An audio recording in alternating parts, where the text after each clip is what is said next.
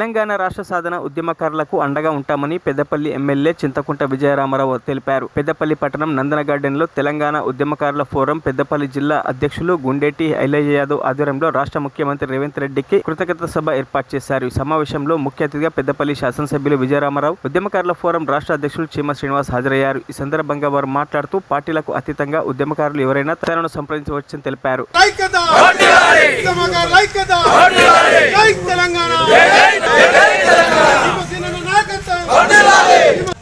తెలంగాణ ఉద్యమకారుల ఫోరం రాష్ట్ర కన్వీనర్ ఐలయ్య గారి ఆధ్వర్యంలో పెద్దపల్లి పార్లమెంట్ నియోజకవర్గ ఉద్యమకారుల రేవంత్ రెడ్డి గారికి కృతజ్ఞత సదస్సు నిర్వహిస్తున్నాం. ఈ సదస్సు ఒక ముఖ్య ఉద్దేశం ఏంటంటే కాంగ్రెస్ పార్టీ ఉద్యమకారుల ఆత్మగౌరవం కోసం, సంక్షేమం కోసం కృషి చేసిన సందర్భంగా 6 గ్యారంటీ హామీలలో అమలు చేయడం కోసం ఉద్యమకారులకి 250 గజాల స్థలాన్ని, పెన్షన్ని పెట్టి దాని అమలు కూడా ప్రారంభించినందుకు తెలంగాణ ప్రీతం ముఖ్యమంత్రి రేవంత్ రెడ్డి గారికి ధన్యవాదాలు తెలిపే కార్యక్రమాన్ని తెలంగాణ ఉద్యమకారుల ఫోరం ఆధ్వర్యంలో 17 పార్లమెంట్ నియోజకవర్గాలు నిర్వహిస్తున్నాం.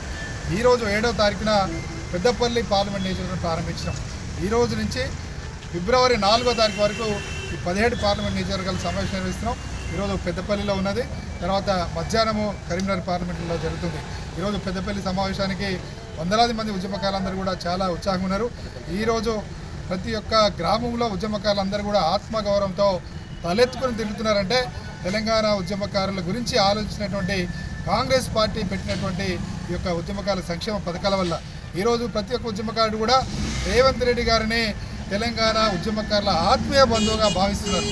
ఈరోజు గత 10 సంవత్సరాలుగా తెలంగాణ ఉద్యమకారుల మాటే నోరెత్తని ఉద్యమ నాయకుడిగా చెప్తున్నటువంటి కేసీఆర్ గారు ఉద్యమకారుల ద్రోహిగా మారితే ఈరోజు తెలంగాణ ఇచ్చినటువంటి కాంగ్రెస్ పార్టీ ఉద్యమకారుల సంక్షేమం గురించి ఆలోచించి ఉద్యమకారులకి 250 గజాల స్థలాన్ని, ఇంటి స్థలాన్ని ప్రకటించడాన్ని అందరూ కూడా సాగిస్తున్నాం.